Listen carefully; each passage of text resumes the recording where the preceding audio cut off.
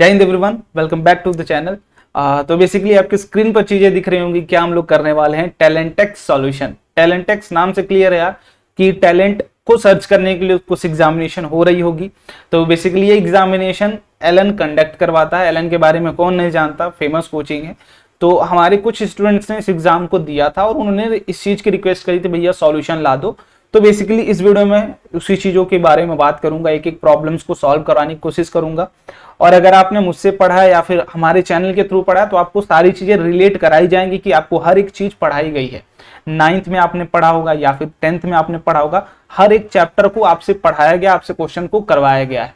तो मेरे पास पता अभी नहीं पता मेरे पास कौन सा सेट है, आई होप वी सेट है मेरे पास। अगर आपको कोई दूसरा सेट था तो आप मुझे टेलीग्राम चैनल पर वो सेट भेज सकते हैं, मैं उसकी भी सॉल्यूशंस आपके सामने करवा दूंगा। I am able to do that. Okay, so basically आज हम लोग सिर्फ बात करेंगे फिजिक्स के बारे में। और अगर सेम लेवल की एनर्जी, सेम लेवल की डिमांड आपकी रहती है, so we will also do that for chemistry. ठीक है, तो वो कमेंट बॉक्स में आपकी एनर्जी, आपका लेवल, आपका एक्साइटमेंट सब कुछ दिखना चाहिए मुझे, तब मैं जाके आपके क्वेश्चन को करवाऊंगा। ठीक है, तो आ जाइए फटाक से। मेरे पास टैलेंटेक्स का यहाँ पर पेपर खुला हुआ है, एक एक करके फटाफट हम लोग क्वेश्चन को सॉल्व करते चलते हैं विदाउट वेस्टिंग आवर टाइम। तो section A physics, total 15 questions करने थे आपको। सारे क्वेश्चंस के ओनली 1 करेक्ट आंसर है, सो डोंट थिंक कि आपको कहीं पे एरर आपको मिलने वाली है। तो मैं जितने भी क्वेश्चंस होंगे यहीं पर सॉल्व करूंगा। अगर आपको दिखेगा, चीजें समझ में आएंगी, अगर क्वेश्चन करने लायक होगा तो जो सॉल्व करने वाले होंगे उनको अलग से हम सॉल्व करेंगे। फर्स्ट क्वेश्चन अगर मैं बात करूं तो इसको इजीएस्ट कैटेगरी में मैं रख दूं तो कोई दिक्कत नहीं है। देखो, आप कुछ क्वेश्चंस ऐसे देखोगे अपनी जिंदगी में हमेशा, जब भी कहीं भी पढ़ाई करोगे किसी चीजों को, तो क्वेश्चन को अगर एक बार ध्यान से पढ़ दो ना तो वो आंसर दे देता है आपको। काफी क्वेश्चंस आपको ऐसे मिलेंगे कि मैं इसीलिए बोलता हूं कि जब भी आप प्रॉब्लम सॉल्व करने जाओ तो पहला काम आपका ये होना चाहिए कि मैं क्वेश्चन को समझूं, क्वेश्चन की फीलिंग को खेलूं। ठीक है, क्वेश्चन के साथ लड़ने गए यार, सीखने गए क्वेश्चन को, है ना। किसी चीज को अगर आपको मनाना है, मान लो आपके घर में कोई उदास बैठा है तो उसको मनाने जाओगे तो प्यार से समझोगे। तो क्वेश्चन से भी आपको कुछ लेना है, आंसर लेना है, तो उससे प्यार से पहले पढ़ो। 10 kg सैटेलाइट कंप्लीट 1 रिवॉल्यूशन, एक कंप्लीट रिवॉल्यूशन कर रहा है earth at 100 kilometre above the surface in 108 minute. अगर मैं मान लूं कि ये अर्थ है, ठीक है, इस ये पाथ है किसका, सैटेलाइट का, इसके अराउंड घूम रही है। सैटेलाइट कुछ मैं बना देता हूं यहां पर फटाक से, ये सैटेलाइट है, इसके अराउंड घूम रही है। कितना, 10 kg की है। और 100 किलोमीटर मतलब सरफेस से ये वाली जो डिस्टेंस है वो कितनी है, 100 किलोमीटर डिस्टेंस है। बहुत अच्छा, ठीक है। 108 मिनट में एक रिवॉल्यूशन करे तो work done on satellite by gravitational force and we know the direction of gravitational force इस पर कहां लग रही होगी, टुवर्ड्स ये, तो ये क्या होगी, Fg। अब इसके कारण इस पर वर्क डन पूछा गया, तो वर्क डन के हजारों तरीके आपने पढ़े होंगे, हजारों चीजें पढ़ी होंगी, बट मैं सिंपल सा एक बात बोलता हूं, अगर 1 रिवॉल्यूशन का मतलब क्या है कि अगर यहां से चलना शुरू करे तो यहीं पर आके खत्म हो जाए, तो सिंपल से डिस्प्लेसमेंट 0 है। फोर्स के डायरेक्शन में कोई डिस्प्लेसमेंट भी नहीं हो रही है। फोर्स कहां लग रहा है, इस डायरेक्शन में लग रहा है, नीचे टुवर्ड्स द अर्थ। तो क्या हमारी बॉडी, ये वाली बॉडी इधर ट्रेवल कर रही है, इस ये वाले इसके अलोंग कहीं ट्रेवल कर रही है, बिल्कुल नहीं। जब भी ट्रेवल करी इसके हमेशा परपेंडिकुलर, जहां भी आप देखेंगे उसके परपेंडिकुलर, तो जो दोनों के बीच के एंगल परपेंडिकुलर हो जाए तो सिंपली हमारी बॉडी का वर्क डन क्या हो जाएगा, 0। इस फोर्स के कारण, अनदर फोर्स के कारण में भी हो सकता है, क्लियर बात। या फिर work done by all the forces will be change in kinetic energy, तो change in kinetic energy will be 0, so simply work done by gravitational force will be 0। Is it clear, great. Now अब बात कर लेते हैं second question की। The weight of an object in coal mine, मतलब ground के level की अगर मैं बात करूं, यहाँ पर ये ग्राउंड लेवल है तो कोल माइन यहाँ पर कुछ होगा, ठीक। सी लेवल, ये सी लेवल है, ये कोल माइन है, और ये माउंटेन ऊपर यहाँ पर, ये कुछ मैं बता रहा हूँ, ये क्या है भैया, अर्थ का लेवल है, ग्राउंड लेवल। ग्राउंड पर जो हम रहते हैं वो लेवल मैंने बनाया। तो कोल माइन आप क्या करोगे भाई, गड्ढा खोद के अंदर जाओगे, ठीक।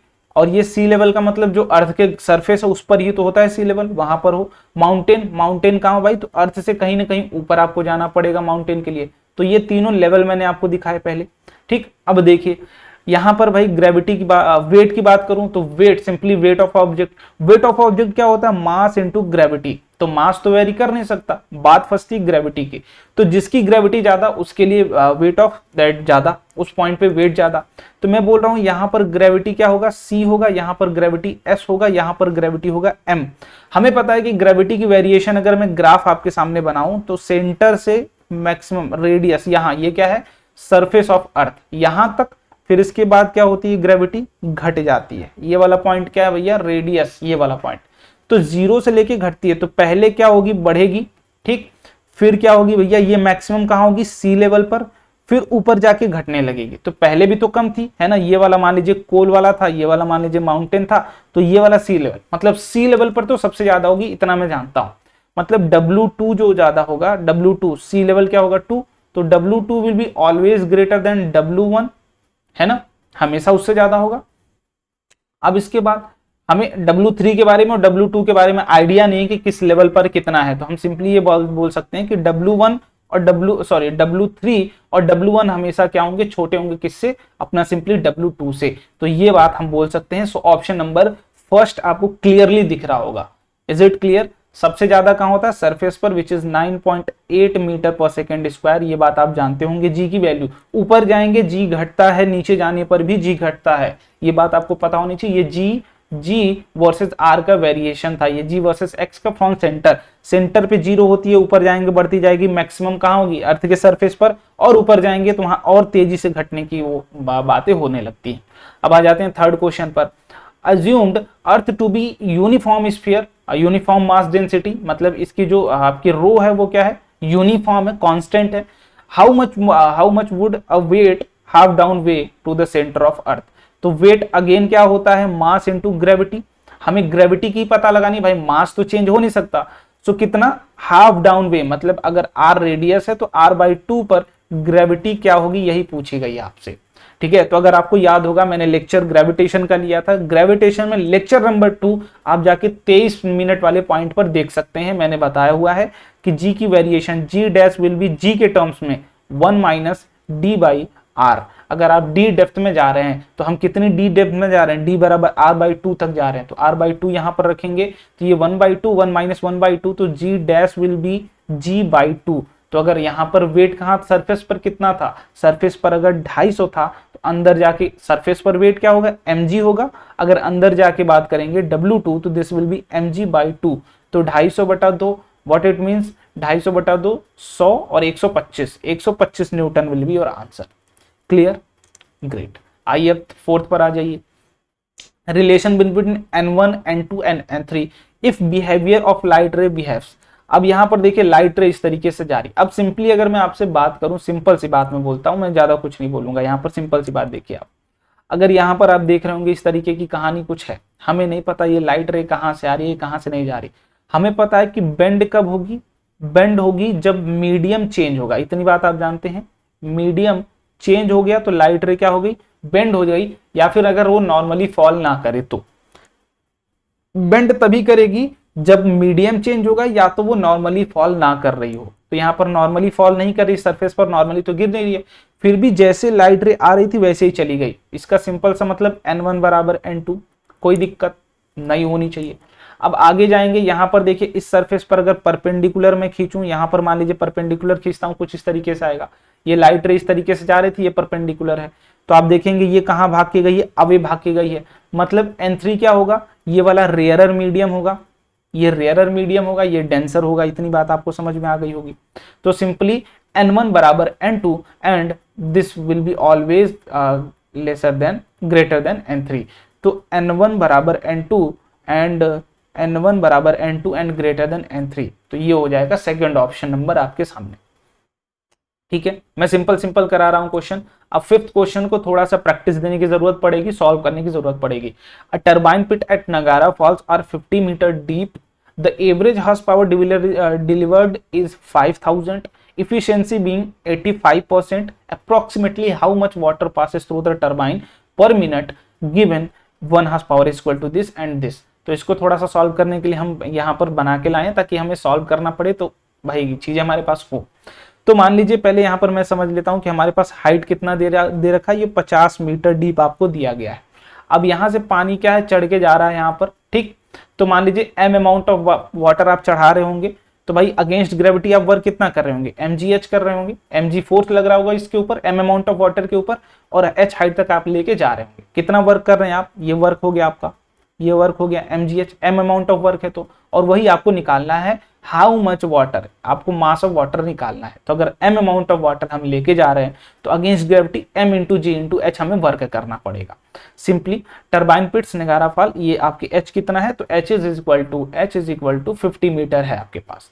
ठीक, अब बोला गया है कि जितना कितना पावर दे रहे हैं 5000 हॉर्स पावर, मतलब power is equal to 5000 horse power आप दे रहे हैं, बट इफिशियंसी कितना है 85%। मतलब आपको अगर 100 रुपए दिए गए हैं किसी काम के लिए तो आप उसका यूज कितने का कर सकते हैं, 85 रुपए का ही यूज कर सकते हैं, 85 का। मतलब 100 रुपए अगर मैं आपको कोई काम के लिए दे रहा हूं तो आप खर्च कितना कर सकते हो, सिर्फ 85%। आपको मिल कितना रहा है 85। मतलब आपका भाई बीच में था, ठीक है, मैं आपको पैसे पहुंचवाने, मैंने इंटरमीडिएट किसी को चुना, आपके भाई को चुना होगा, उसको मैंने 100 दिए, उसने आपको 85 दिए, मतलब 15 वो खा गया। तो वैसे ही हमारी जो मशीन है वो सिर्फ 85% ही पावर का यूज कर पा रही है। तो 85% कितना होगा इसका, तो ये 85/100 कर लीजिए। तो ये 22 कट गया एंड 5 ये 0 आ जाएगा, ठीक है, और ये 5 आ जाएगा एंड ये 425 हार्स पावर आ गया। ठीक है, इज इट क्लियर? ग्रेट। अब बात करते हैं भाई क्या आपसे बोला गया है, सिंपली इतना आप पावर दे रहे हैं, इतना वर्क कर रहे हैं, तो बोला गया है कितना अमाउंट ऑफ वाटर पर मिनट आप यहां से लेके जा रहे होंगे। तो हमें पता है कि पावर क्या होता है, वर्क बाई टाइम। ठीक है, तो वर्क आप कितना करें, थोड़ा सा मैं लेफ्ट में लिखता हूं क्योंकि इधर राइट में मैं भी हूँगा, मैं भी आपको दिख रहा हूँगा तो वो शायद आपको न दिखे। तो पावर क्या होता है, simply work by time which is m into g into h by time. तो पावर कितना हमने लिया है यहाँ पर 4250 हार्स पावर है, लेकिन हमें लेना किस में है, वॉट में, तो इंटू 746 आप कर देंगे। ठीक, बराबर मास अपॉन टाइम इंटू जी कितना है 10 है, हाइट कितना है 50 है, टाइम को कितना रखेंगे 1 मिनट बोला गया है तो हम इसको 60 सेकेंड रख देते हैं, सेकेंड में रख के बस इसको सॉल्व कर लीजिए। m की वैल्यू आ जाएगी m इज इक्वल टू जो भी आएगा उस चीज को आप भी मंजूर कर लेंगे, मैं भी मंजूर कर लूंगा। ठीक है, तो m की वैल्यू यहां पर मैं डायरेक्ट लिख दे रहा हूं 4250 इंटू 746 इंटू 60 अपॉन 500। इसको आप सॉल्व कर लेंगे, option number 2 will be the correct answer. ठीक है, सॉल्व कर लेना, कैलकुलेशन पार्ट मैं नहीं कराऊंगा। ठीक है, चलो आगे आ जाते हैं, छठे क्वेश्चन पर आइए। छठे क्वेश्चन पर a man walk for some time, ये भी आई होप हमने यहाँ पर लिया होगा। चलिए यहाँ पर देखते हैं सेम क्वेश्चन को, छठवें क्वेश्चन को, क्वेश्चन नंबर 6 है ये। तो कोई भी मैन है, ये वेस्ट होता है हमें पता है, ये क्या होता है ईस्ट होता है, ये क्या होता है नॉर्थ होता है, ये क्या होता है साउथ होता है। तो यहाँ से कोई मैन मान लीजिए चलना शुरू किया, इसने कुछ डिस्टेंस चला है टुवर्ड्स ईस्ट। ठीक, देख लीजिए ध्यान से, आपके डायरेक्शन गिवन है आपको, टुवर्ड्स ईस्ट चला है, u स्पीड से चला है, t टाइम तक चला है, फिर उसके बाद नॉर्थ की डायरेक्शन में गया है, 3t टाइम तक चला है और 2u से चला है। Find the average speed. Average speed का एक ही फॉर्मूला मैंने पढ़ाया, आपको अच्छे से पढ़ाया होगा, मोशन लेक्चर जाके देख लेना, total distance upon total time, यही पढ़ाया था। तो टोटल डिस्टेंस क्या होगा, u इंटू टी, इतना ये वाले डिस्टेंस क्या होगी u इंटू टी, और ये क्या होगी 3t इंटू यू। तो ut plus 3t into 2u मतलब 6ut upon total time, T time यहाँ लगा था, 3t टाइम यहाँ लगा था तो 4t। तो यहाँ से देखिए ये ऊपर आ गया 7ut अपॉन 4t, तो टी कैंसिल आउट हो गया। तो एवरेज स्पीड जो आ गई, एवरेज स्पीड जो आ गई अपनी, वो कितनी आ गई 7u/4 which is option number 3। तो यहाँ पर ऑप्शन नंबर 3। ठीक है, अब आगे आ जाइए, आगे आ जाइए। ये क्वेश्चन थोड़ा सा आपके लिए है ना, ट्रिकी है, इसको थोड़ा सा करना पड़ेगा, आपको समझना पड़ेगा चीजों को। इसके लिए थोड़ी सी ऑब्जर्वेशन मैं हमेशा बोलता हूं, आप अगर चीजें समझें तो आपका कहानी क्लियर हो जाएगा। आप देख सकते हैं यहाँ पर, read the statement regarding above figure. ठीक है, यहाँ पर देखिए एक डायग्राम आपको सिंपली बनाया गया है। Focal length of eye is too long. Focal length of eye is too long का क्या मतलब है, उसके ऊपर बात करूंगा। Eyeball become too small, eye ball too small हो गई या बड़ी हो गई है, वहां पर देख के आप जान सकते हैं। This defect can be corrected using concave lens, पता नहीं, कॉन्वेक्स लेंस, पता नहीं, इसके बारे में यहाँ पर हम लोग बात करते हैं। सिंपली पता है कि आपकी ये यहाँ पर अगर इमेज रेटिना इस वाले पॉइंट पर बनती है तो हमारा जो करेक्शन होता है वो क्या होता है, सही होता है। बट यहाँ पर दूर बन रही है, तो हमें पता है कि हम जब भी यूज करेंगे इसके लिए converging mirror, converging lens use करेंगे। ये बात आपको पता है क्या? वो क्या करेगा, इस लाइट रे को कन्वर्ज कराएगा, जो यहाँ पर मिल रही थी उसको और शिफ्ट करेगा लेफ्ट में, उसको यहाँ पर मिलाने के लिए। देखो जो यहाँ पर मिल रही है उसको यहाँ मिलवाना पड़ेगा, मतलब हमें इस चीज को और दबा के अंदर लाना है। देखो कोई चीज ऐसे जा रही है उसको और दबाना है, और दबाना ताकि और पहले आ जाए। इसको ऐसा कर दें कि यहीं पे मिल जाए, यहीं पे मिल जाए, मतलब और कन्वर्ज कराना है, कन्वर्ज, दूर नहीं भेजना, कन्वर्ज कराना। So we will use converging lens. So basically converging lens कौन से होता है, आप डायरेक्टली बता सकते हैं कन्वर्जिंग लेंस कौन सा होता है। कन्वर्जिंग लेंस सिंपली, मैं ये क्वेश्चन आपके लिए छोड़ूंगा क्योंकि इसमें एकदम दम नहीं है, ठीक है, मैं इसलिए इस क्वेश्चन को आपके लिए छोड़ रहा हूं ताकि आप ये चीजों को समझे कि क्या ये क्वेश्चन कह रहा है। कॉनकेव का यूज करोगे, कॉन्वेक्स का यूज करोगे, यहां से बस आपकी बात यहीं पर है, ठीक है, थोड़ा सा आप इसको देखेंगे। और आई बॉल टू स्मॉल, आई बॉल स्मॉल हो गई है, बड़ी हो गई है। Focal length of eye is too long, focal length of eye अगर बढ़ता है तो क्या होता है, उसके लेंस पर क्या इफेक्ट पड़ेगा, ठीक है। सिंपली आप बता सकते हैं ये शिफ्ट हो गई है, ठीक है, यहां पर बननी चाहिए थी, ये शिफ्ट हो गई, तो फोकस बढ़ा है घटा है, क्योंकि हमारी आंख में भी लेंस होता है, फोकस बढ़ेगा घटेगा क्या मतलब होगा, उसकी चीज जरा सी आप मैं छोड़ रहा हूं, ये कमेंट बॉक्स में प्लीज बता दीजिए, नहीं बताओगे तो मैं वही आंसर कर दूंगा इसका आंसर, ठीक। चलिए 8वें क्वेश्चन पर आइए। Which of the following is correct statement, force along velocity then it can change the direction of motion. Force along velocity, अगर भाई ये वेलोसिटी की डायरेक्शन है, इसी डायरेक्शन में फोर्स है, तो डायरेक्शन आप कैसे चेंज कर सकते हो, बिल्कुल नहीं कर सकते हो, तो ये इनकरेक्ट हुआ, ठीक। If the force is perpendicular to velocity then it can change the magnitude, अगर फोर्स इज परपेंडिकुलर, ये फोर्स लग रहा है और ये वेलोसिटी है, ऑब्वियसली सिर्फ वो डायरेक्शन को चेंज करेगा, circular motion is the example. If force is opposite in direction then velocity then it can not change the direction of motion, अगर ये इधर जा रहा है v, बॉडी इधर चल रही, इधर फोर्स लगा दिए, तो ऑब्वियसली अगर फोर्स लगा दोगे तो बॉडी की डायरेक्शन इधर हो सकती है, बिल्कुल चेंज हो सकती है, लेकिन लिखा इट कैन नॉट, तो ये भी गलत। If force is perpendicular velocity then it can change the direction of velocity, बिल्कुल, और एग्जांपल इसका आपके सामने खुला खुला है, सर्कुलर मोशन, ठीक है। चलिए 9वें की बात करते हैं, 9वीं की बात करिए। On a planet far away some student drop this, इसके लिए हम आते हैं अपनी सॉल्यूशन वाली स्लाइड पर, इस पर। On a planet far away some student drop an object out of window, ठीक है, यहां पर मैं बात करता हूं, ये क्या है, विंडो है, यहां पर, यहां से कुछ पत्थर एक ड्रॉप करते हैं आप, ये मान लीजिए सरफेस है, ठीक है, विच इज 40 मीटर एबव है आपके सामने। इट लैंडेड टी बराबर, यहां पर टी इज इक्वल टू 0 पर छोड़ा था आपने, t is equal to 4 second पर ये लैंड कर गई। What is the mass of object, हमें इस मास, इसका मास निकालना है। अगर if gravitational force acting upon the object on that, ये आपकी जो वेट है, जो फोर्स है, मतलब वेट है W, ये किसके बराबर होगा, m इंटू जी डैश, जो वहां पर ग्रेविटी होगी वो 55 न्यूटन के बराबर है। तो बेसिकली हमें यहाँ पर ग्रेविटी निकालना है, तो मैं अगर बोलूं तो इस पर फोर्स क्या लग रहा होगा, m इंटू जी डैश लग रहा होगा, ठीक है, क्लियर है क्या इतनी बात।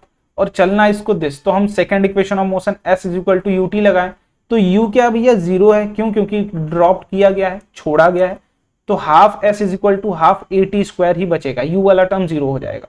तो s कितना है, 40 मीटर है, और हाफ इंटू a हमें निकालना है विच इज जी डैश, और टाइम कितना है, तो टाइम लगा है टोटल 4 सेकेंड, तो 4 का होल स्क्वायर, तो ये 4 का स्क्वायर, ये कट के पूरा 8 आ जाएगा, और ये 8 कट के यहाँ पर 5 आ जाएगा, तो जी डैश की वैल्यू कितनी आ गई, 5 आ गई, यहाँ लिख दे रहा हूँ, जी डैश बराबर 5, तो यहाँ से जी डैश बराबर 5 रखेंगे, m इंटू 5 बराबर 55, तो ये कट गया, मास बराबर 11 kg आ गया।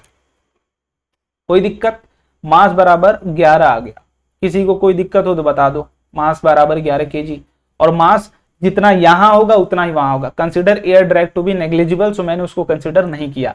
सो what is mass of object on earth, mass तो सेम ही रहने वाला है, वो इनवेरिएबल क्वांटिटी है, ठीक है। चलिए वो 11 kg आ जाएगा। अब इसके बाद अगले क्वेश्चन पर आते हैं, तो 9th भी हो गया अपना, विच इज 11 kg। अब 10वें क्वेश्चन की बात करते हैं, 10वां क्वेश्चन यहाँ पर देखते हैं। Speed of sound in water is 5 times, तो मैं यहाँ पर बोल रहा हूँ कि मान लीजिए ये अर्थ का ये वाटर सरफेस है, ये ग्राउंड लेवल है, यहाँ पर कुछ पड़ा हुआ है, यहाँ से हम क्या कर रहे हैं, वेव को भेज रहे हैं, तो वेव आई इससे टकराई x डिस्टेंस, फिर टकरा के गई भी x डिस्टेंस, इतनी बात आपको क्लियर होगी। Speed of sound in water is 5 times, speed of sound in air दिया गया है, इसका 5 गुना 5 इंटू 340, ये क्या होता है, speed of sound in water, ठीक, ये होता है। सोर्स प्रोड्यूस वेव सी, ठीक है, कहां पर, सरफेस पर, यहां पर सरफेस पर एक वेव प्रोड्यूस की जा रही है, इसकी डेप्थ चेक करने के लिए, मतलब x की वैल्यू निकालनी। Detector detects the sound 0.8 second बाद, ठीक है, तो यहाँ 0 t बराबर 0 पर इसने ये वेव प्रोड्यूस करी थी, ये वेव लौट के आई कितना, 0.8 सेकंड बाद, ठीक। तो देखो ये वेव आई होगी फिर गई होगी, तो आई x है गई x है, टोटल डिस्टेंस वो कितना चलिए 2x, कितने समय में आई है वो तो आई है 0.8 सेकेंड में, डिस्टेंस अपॉन टाइम क्या होता है उसकी स्पीड, और स्पीड कितनी है 5 इंटू 340। बोलो डायरेक्ट बनाओ, थोड़ा सा फास्ट कैलकुलेशन करने की कोशिश करिए आप। तो ये काट दूं तो ये कितना हो जाएगा 170 हो जाएगा, और ये अगर काट दूं तो ये 4 आ जाएगा। तो x बराबर 170 गुणे 4, ये 0 7 चौक 28, 2 और 4 2 6, 680 आ गया। ऑप्शन में दिख रहा है क्या कहीं फोर्थ? चलिए फटाक से आगे बढ़िए भाई। तो 10 क्वेश्चन हो गए सॉल्व अपने। मैं टाइम ले रहा हूं क्योंकि मैं आपको समझाने की कोशिश कर रहा हूं। 2 cars with different types of tyre are decelerating. ये क्वेश्चन बड़ा अच्छा है, इसको आप अगर एक बार ट्राई कर लें, मेरे करने से पहले एक बार ट्राई कर लेना, उसके बाद फिर मेरा सॉल्यूशन देखना, तब तुम्हें मजा आएगा। पहले एक बार तुम खुद से ट्राई करो जरूर, बहुत मजेदार क्वेश्चन है। 2 cars with different type of, ठीक है, एक बार समर की बात हो रही है, एक बार कब की बात हो रही है, विंटर की बात हो रही है, ठीक है, समर में, और एक बार कब बात हो रही है विंटर में। डिफरेंट टाइप ऑफ डीएक्सेलेरेटिंग समन on dry road for velocity कितना, इतना 10 किलोमीटर पर आवर।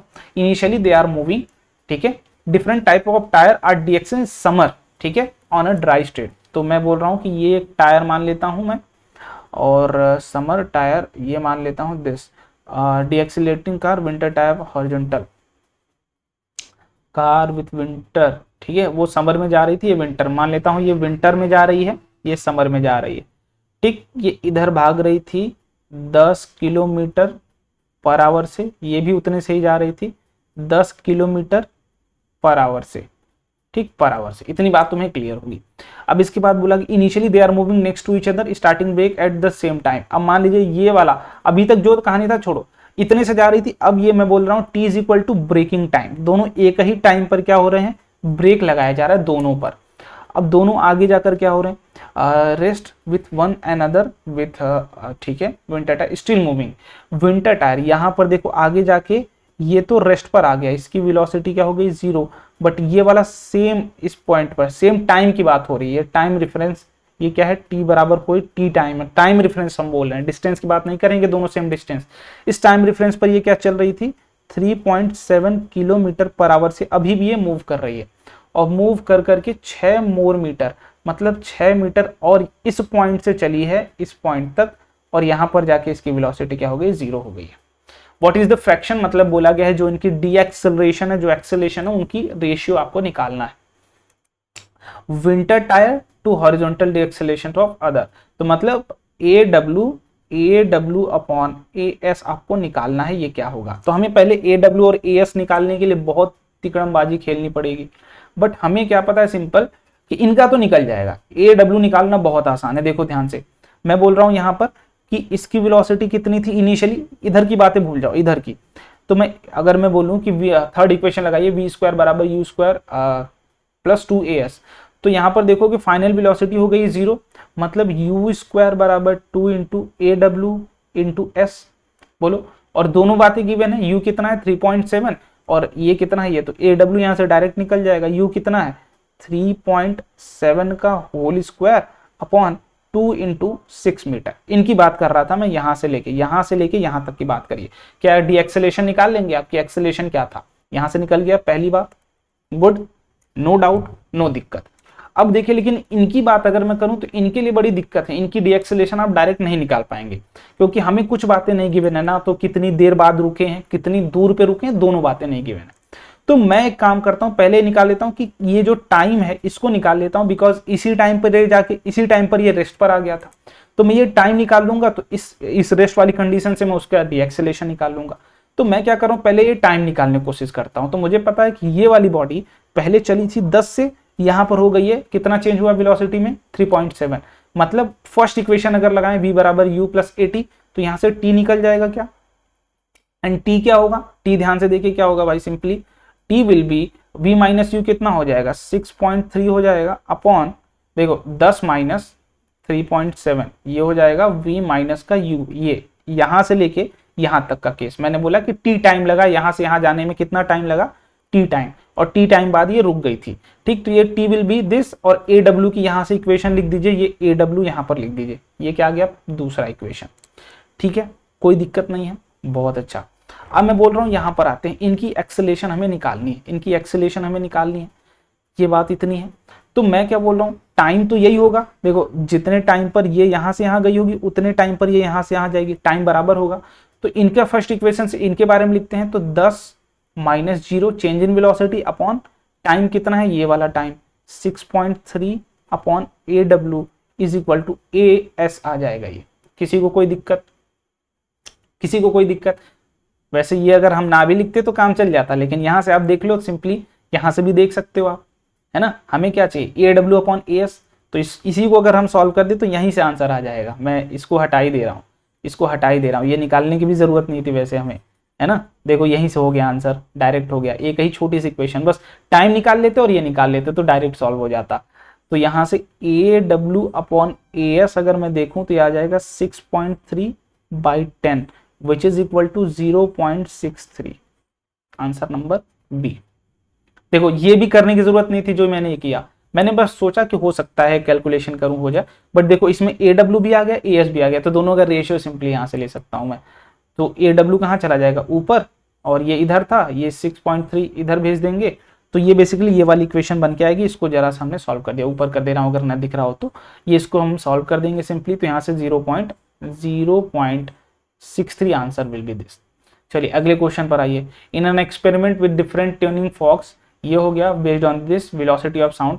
तो हमें पता है v बराबर क्या होता है f इंटू लैम्डा। f क्या है, f is frequency, lambda is a wavelength, frequency wavelength. So first medium speed क्या होगी 0.6 into this which is very similar to 307 and which is very similar to 480 and this is very similar to 256 into 2, it will be approximate 640. So option number first will be correct, no doubt.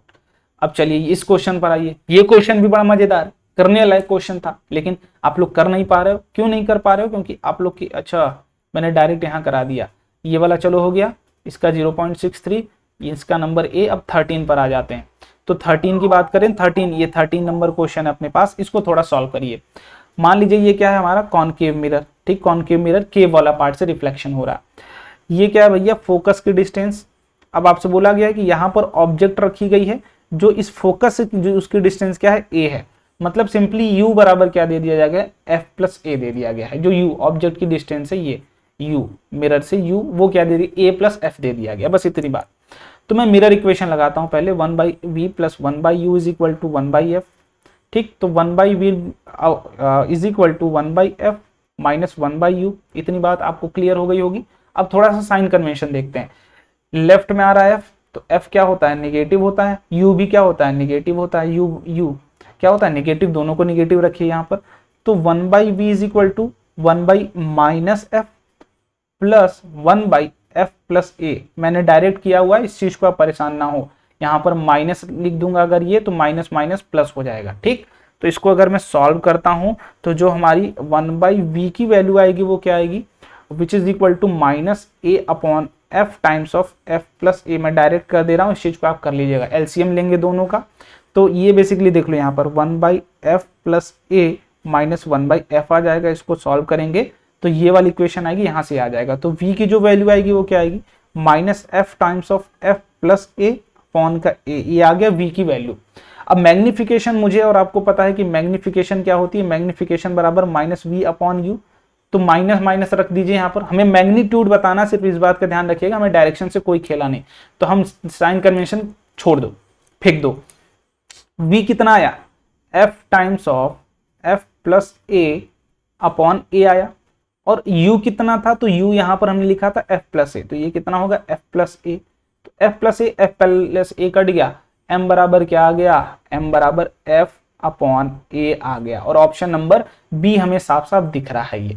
तो यहाँ से option number B will be the correct option. Good. अब 14वें question पर आइए। An object of height, ये 5 centimetre आपको given है height of object, ठीक, is placed in front of convex mirror, the nature of image and size. बस इतनी सी बात मैं करता हूं आपसे। अगर हम रखे हैं 5, ठीक है, 5 रखे हुए हैं, और हमें पता है कि ऑलवेज कॉन्वेक्स मिरर की जो इमेज फॉर्मेशन होती है वो यहां से शुरू होती है और फोकस के बीच में अटक जाती है, पोल टू फोकस के बीच में अटक जाती है कहानी, हमें पता है ना इतनी बात। और हमेशा इसलिए क्या होती है, किस नेचर की होती है, वर्चुअल होती है, बिकॉज ये बिहाइंड द मिरर बनती है, बिहाइंड बनती है तो हमेशा ये वर्चुअल होगी, तो रियल वाला तो ऑप्शन यही खत्म हो गया, वर्चुअल बनेगी। अब यहां से ऑप्शन नंबर सॉल्व भी करने की जरूरत नहीं है, ये देखिए माइनस में गिवन है, मतलब ये कहां पे है, ये भैया कहां, इन्वर्टेड, तो कॉन्वेक्स मिरर कभी इन्वर्टेड बनाता ही नहीं, ये भी बात तुम्हें क्लियर होगी। तो फोर्थ ऑप्शन भी करेक्ट, ऑप्शन नंबर 2 मार के फटाक से आ जाते। क्वेश्चन को फास्ट करने के ऊपर ट्राई करो, ठीक है। 15th and last question for this series, what will be this, scuba driver is 10 metre under the water, इसको हम इधर सॉल्व करते हैं। और ये बहुत अच्छा क्वेश्चन है, कसम से बता रहा हूँ, मेरा भी थोड़ा सा टाइम इसमें गया था। स्कूबा डाइवर इज दिस, मान लीजिए ये कुछ वाटर है, ठीक है, ये वाटर का कुछ इस तरीके से सरफेस है, यहाँ पर कोई स्कूबा ड्राइवर है, ठीक। अब ये बोला जा रहा है कि ये कितना डिस्टेंस है, तो ये वाली डिस्टेंस आपको दे दी गई है 10 मीटर, ठीक है। Simply how large is the area of surface area जिस पर वो देख सकता है sky, refractive index of water is this, ठीक, आपको दे दिया गया है इसका रिफ्रैक्टिव इंडेक्स 1.33। अब मैं एक बात बोल रहा हूं आपसे, इसको थोड़ा समझने के लिए आप समझिए, यहां पर अगर आप मान लीजिए देख रहे हैं, मतलब आपकी जहां भी मैक्सिमम लाइट रे जा पाए वहां तक आप देख पाएंगे। तो मैं बोल रहा हूं कि यहां पर एक केस लेता हूं, यहां पर आपने भेजा, ठीक, यहां पर आपने भेजा तो ये कुछ रिफ्रैक्ट होके इधर चली गई लाइट रे, ठीक, आप अभी भी देख पा रहे हैं। ऐसे ही करते करते एक केस क्या बनेगा, यहां पर जब लाइट रे क्या हो जाएगी, इधर भागने लगेगी, मतलब परपेंडिकुलर भागने लगेगी सरफेस पर, तो ये वाला एंगल क्या होगा, ये वाला एंगल क्रिटिकल एंगल, इसे ही तो बोलते हैं आईसी क्रिटिकल एंगल, याद है क्या आपको। तो अब इसके बाद अगर थोड़ा सा और एंगल आप बढ़ाते हैं, मतलब अपनी रेंज को बढ़ाते हैं, तो आप वापस से अंदर आ जाओगे, मतलब आप देख नहीं पाओगे, बाहर की चीजें नहीं देख पाओगे। तो ये मैक्सिमम केस होगा जब आप मैक्सिमम एरिया कवर कर रहे होगे, तो आप इधर भी इतना ही देख पा रहे होगे, आप इधर भी इतना ही देख पा रहे होगे, ठीक। मैं थोड़ा सा इसको इरेज करता हूं, आप उधर भी उतना ही देख पा रहे होंगे और इधर भी इतना ही देख पा रहे होंगे, तो दोनों के लिए जो एंगल ऑफ इंसिडेंस होगा वो क्या होगा, क्रिटिकल एंगल, ठीक। इसके बाद इधर आप जब भी जाएंगे तो ये क्या बनेगा, इधर आप जब भी जाएंगे ये वाला 90 डिग्री बन रहा है, आर बराबर 90 डिग्री, ठीक है। यहाँ पर ये बाउंड्री ऑफ वाटर है, तो मतलब आप जो देख पा रहे होंगे बेसिकली आप एक सर्कुलर रीजन देख पा रहे होंगे, अगर देखेंगे ध्यान से तो आप जो देख पा रहे हैं ये वाला रीजन तो सर्कुलर होगा ना, आप नीचे से चारों ओर बराबर एंगल पर देख रहे हो, कोन बन गया एक तरीके से, कोन आपके जो सरफेस होगा, और यही सरफेस एरिया हमें निकालना, इसके लिए हमें क्या चाहिए होगा, सिंपल सा ये वाला आर चाहिए होगा, आर। तो हमें पता है सिंपल सी ये ट्राइंगल बन गई, ये वाला देखोगे पाइथागोरस बना आपके सामने, ये एंगल क्या होगा, this angle will be IC, और आईसी हम निकाल सकते हैं, कैसे निकाल सकते हैं इसके ऊपर थोड़ा सा चर्चा यहाँ पर करते हैं। तो अगर इस पॉइंट पर स्नेल्स लॉ लगाएं तो sine of IC into 1.33 must be equal to 1 into sine of 90 degree, किसी को कोई दिक्कत नहीं होगा।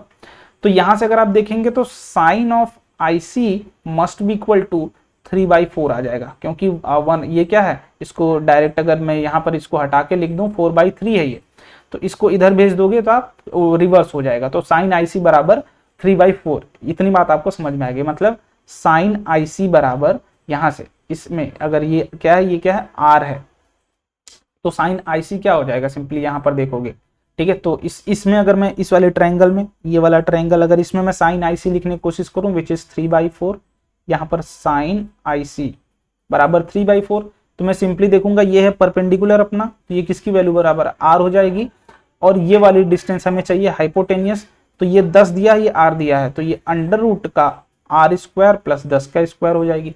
बोलो कोई दिक्कत, परपेंडिकुलर अपॉन हाइपोटेनियस, बस यहाँ से r की वैल्यू निकाल लो, ठीक है। यहाँ से r की वैल्यू निकाल लोगे तो मैं अगले पेज पर आ जाता हूँ, यहाँ से r की वैल्यू निकालने की कोशिश करते हैं, तो 9r² प्लस यहाँ पर क्या हो जाएगा 900 मस्ट बी इक्वल टू 16 का r², तो यहाँ से r² 7r² बराबर 900, ठीक, ये पहली इक्वेशन आ गई। तो r² बराबर क्या आ गई 900/7, ठीक, इसको पहली इक्वेशन यहाँ से हटा देता हूँ, ये पहली इक्वेशन। तो सिंपल सी बात आप देखिए, ये कौन था, सर्कुलर था बेसिकली रीजन, ठीक है। ऊपर वाला सरफेस क्या था, सर्कुलर, इसकी रेडियस अगर हमें r पता है तो इसका एरिया क्या होगा πr², ठीक, यही एरिया हमें निकालना था, बस एरिया निकल गया।